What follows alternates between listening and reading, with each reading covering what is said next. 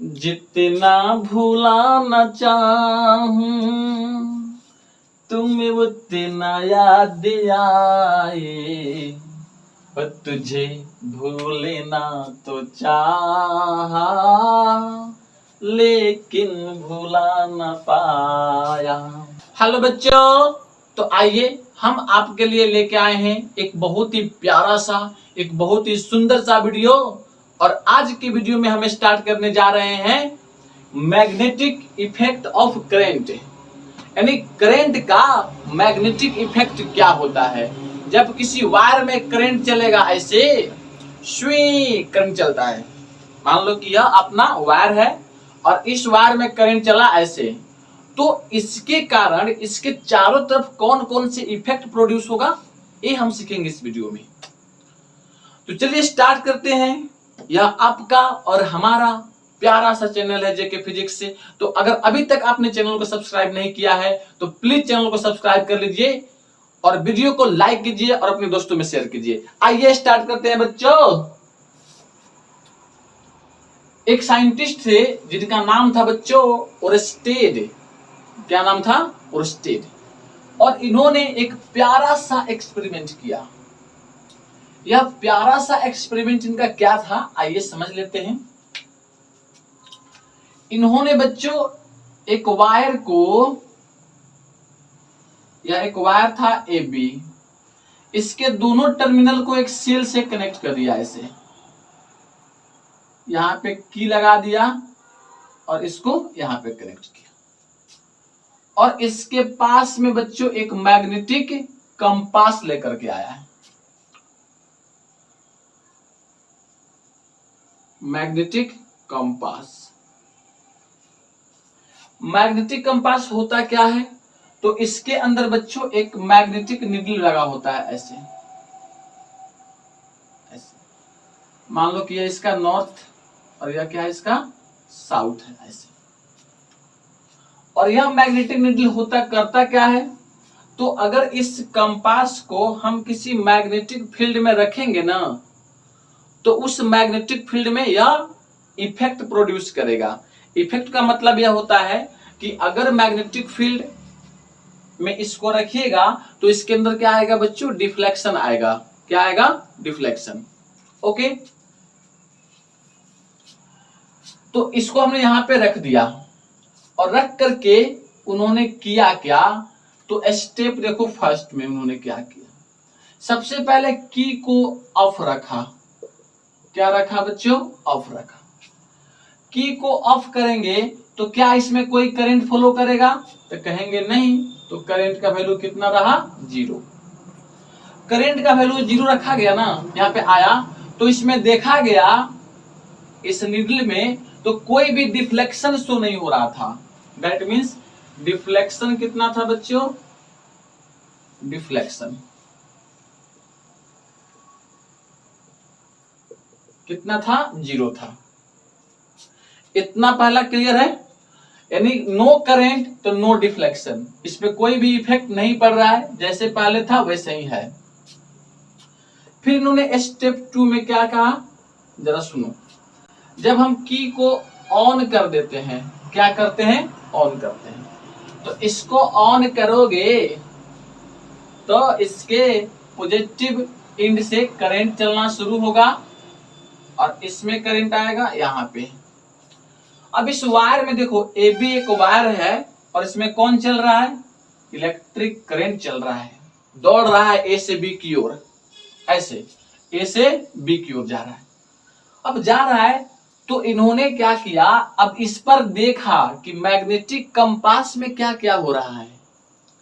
तो उन्होंने देखा तो पाया क्या कि बच्चों यह जो था ना, थोड़ा सा डिफ्लेक्ट कर गया था। ऐसे क्या हो गया था बच्चों? डिफ्लेक्ट हो गया था। इसके पोजीशन में चेंजिंग आ गया। ऐसे यहाँ पे थोड़ा सा डिफ्लेक्ट हो गया ऐसे। तो इन्होंने कहा कि अरे ये क्या हो रहा है इसके अंदर में।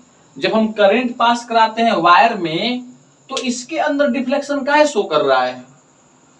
इसका मतलब ये है, ये दोनों में कोई ना कोई रिलेशन है। अगर एक वायर में करंट फ्लो करता है तो उसके कारण क्या हो रहा है? डिफ्लेक्ट हो रहा है। तो डिफ्लेक्ट होगा, इसका मतलब कि क्या है, दोनों में कोई ना कोई रिलेशन है। और इसको उन्होंने कहा क्या कि ऐसा क्या हो सकता है कि यह डिफ्लेक्ट हुआ होगा। तो उन्होंने बच्चों इमेजिन किया, क्या किया, इमेजिन किया। कहा क्या कि हो सकता है कि जब किसी वायर में करंट फ्लो करेगा तो उसके चारों तरफ कोई ना कोई फील्ड बनता होगा। क्या बनता होगा, फील्ड बनता होगा। और उस फील्ड में जब हम इसको रखते हैं तो यह क्या होता है, डिफ्लेक्ट होता है। और इसका डिफ्लेक्शन कहां पे होता है, आपको बता चुके हैं, मैग्नेटिक फील्ड के अंदर होता है। तो हो सकता है कि इसने भी क्या क्रिएट किया होगा, मैग्नेटिक फील्ड क्रिएट किया होगा। समझ रहे हैं। दैट मीन्स इनके कहने का मतलब था कि when current flow in a conductor then magnetic field create, क्या होता है बच्चों, क्रिएट होता है। जब किसी कंडक्टर में करंट चलता है, फ्लो करता है, तो क्या क्रिएट होता है बच्चों, मैग्नेटिक फील्ड क्रिएट होता है। अच्छा, यही तक नहीं रुके, यह कुछ और जानने की इनकी लालसा थी, इच्छा थी। तो फिर आगे देखो क्या बता रहे हैं। ये तो पहले बता दिए कि अब मैग्नेटिक फील्ड बनेगा। और बच्चों मैग्नेटिक फील्ड को हम लोग बी से लिखते हैं, किससे लिखते हैं, बी से। आप याद कीजिएगा, मैग्नेटिक फील्ड को हम क्या कहेंगे, बी से लिखेंगे।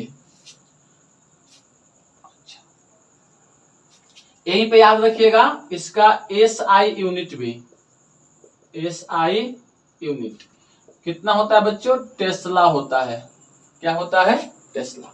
हालांकि इसको हम थोड़ा और भी डिस्कस करेंगे आगे, लेकिन आपको इतना याद रखना है कि मैग्नेटिक फील्ड को हम बी से लिखते हैं और इसका एसआई यूनिट टेस्ला होता है। फिर इन्होंने कहा बच्चों कि अगर हम करंट के डायरेक्शन को चेंज कर दें, क्या चेंज कर दें, करंट के डायरेक्शन, इफ आई क्या हो, चेंज हो, direction of eye, direction of eye क्या हो जाए, चेंज हो जाए। चेंज का मतलब यहां पे समझिएगा अपोजिट हो जाए। क्या हो जाए, अपोजिट हो जाए। तो इन्होंने देखा क्या कि अरे अगर हम ऐसे सेल को लगा दें और वायर यहां पे लगा दें, की को हमने ऐसे ऑन रखा था, ऑफ कर दिया, यह इंड ए है और ये वाला बी है। तो अब करंट कहां से आएगा बच्चों, इस साइड से आएगा और ऐसे इंटर करेगा। पहले ए से बी में करंट जा रहा था, ए से बी की ओर, अब बी से ए की ओर आ रहा है।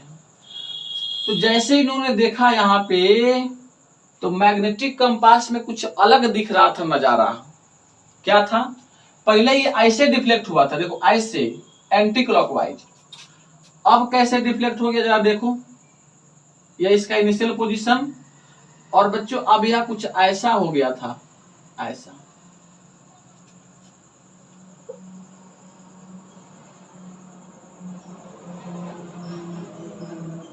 ऐसा हो गया था। मतलब कि अब डिफ्लेक्शन इसका इस साइड में हुआ था ऐसे। पहले यह एंटी क्लॉकवाइज और अब क्या हो गया बच्चों, क्लॉकवाइज, क्लॉकवाइज इसका डिफ्लेक्शन हुआ। इससे इन्होंने क्या निष्कर्ष निकाला, इससे इन्होंने यह निष्कर्ष निकाला, निष्कर्ष समझते हैं ना, कंक्लूजन। क्या बच्चों, कंक्लूजन। इससे इन्होंने यह कंक्लूजन निकाला कि लगता है कि जो यहाँ पे क्रिएट हो रहा है ना, वह डायरेक्शन पर डिपेंड करता है। इसका मतलब क्या है कि मैग्नेटिक फील्ड एक डायरेक्शनल क्वांटिटी है। क्या है बच्चों, बी जो है डायरेक्शनल क्वांटिटी है। डायरेक्शनल मतलब बच्चों वेक्टर क्वांटिटी, वेक्टर क्वांटिटी है। और वास्तव में मैग्नेटिक फील्ड क्या होता है बच्चों, वेक्टर क्वांटिटी होता है। ओके, यहीं तक नहीं रुके, देखो अभी क्या बता रहे हैं, ये सेकेंड नंबर में इन्होंने बताया, फर्स्ट सेकेंड या थर्ड था और यह फोर्थ स्टेप। इन्होंने कहा कि अच्छा हम देख लिए कि करंट की डायरेक्शन को चेंज करेंगे तो मैग्नेटिक फील्ड का डायरेक्शन मतलब चेंज हो जाएगा। पहले ऐसे रोटेट कर रहा था, अब ऐसे रोटेट कर रहा है, इसका मतलब कि जो मैग्नेटिक फील्ड पहले प्रोड्यूस हुआ था उसके अपोजिट में अब डेवलप होगा। फिर उन्होंने कहा कि अगर आई के वैल्यू को इंक्रीज कर दिया जाए, करंट को बढ़ा दिया जाए, मान लो कि पहले यहाँ पे करंट कितना का 2 एम्पियर का फ्लो कर रहा था, अब इसको बढ़ा करके कितना कर दिए, 4 एम्पियर कर दिए। कितना कर दिए बच्चों, 4 एम्पियर। तो इन्होंने देखा क्या कि यहाँ पे डिफ्लेक्शन बढ़ने लगता है, डिफ्लेक्शन इन नीडल। ये क्या होता है बच्चों, इंक्रीज करता है। तो इससे इन्होंने ये भी निष्कर्ष कंक्लूजन निकाला कि जब करंट का वैल्यू इंक्रीज करोगे ना तो मैग्नेटिक फील्ड क्या होगा बच्चों, इंक्रीज करेगा। दैट मीन्स बी जो होगा वह डायरेक्टली प्रोपोर्शनल टू आई होगा। आई का वैल्यू आई का वैल्यू बढ़ाओगे तो बी का वैल्यू क्या होगा, बढ़ेगा। ओके, तो आई थिंक आपको इतना समझ में आ गया होगा और स्टेट का लॉ या उनका एक्सपेरिमेंट कि जब भी किसी वायर में करंट चलेगा तो उसके चारों तरफ एक फील्ड बनेगा और उस फील्ड को हम मैग्नेटिक फील्ड बोलते हैं, उसको बी से लिखते हैं और उसका यूनिट क्या होता है, टेस्ला होता है। फिर अगर करंट के डायरेक्शन को चेंज करेंगे तो मैग्नेटिक फील्ड के डायरेक्शन भी चेंज हो जाएगा। करंट को ज्यादा करेंगे, दैट मीन्स करंट के स्ट्रेंथ को बढ़ाएंगे तो मैग्नेटिक फील्ड के स्ट्रेंथ भी बढ़ेगा। ओके, तो यही था बच्चों आपका ओरस्टेड का एक्सपेरिमेंट। ओके, तो आई थिंक आपको इतना समझ में आ गया होगा। इसके बाद वाले वीडियो में हम डिस्कस करेंगे बायो-सेवर्ट लॉ, जहां से बच्चों 12 क्लास में क्वेश्चंस रहता है और वह एक बहुत ही मोस्ट इंपोर्टेंट लॉ है, बायो-सेवर्ट लॉ। ओके, तो चलिए पढ़ते रहिए, मुस्कुराते रहिए, फिर मिलते हैं अगले वीडियो में। और हाँ बच्चों, अगर यह वीडियो आपको समझ में आता है तो प्लीज अपने दोस्तों में से शेयर कीजिए, चैनल को सब्सक्राइब कर लीजिए और वीडियो को लाइक कीजिए। फिर मिलते हैं अगले वीडियो में। जय हिंद, जय भारत।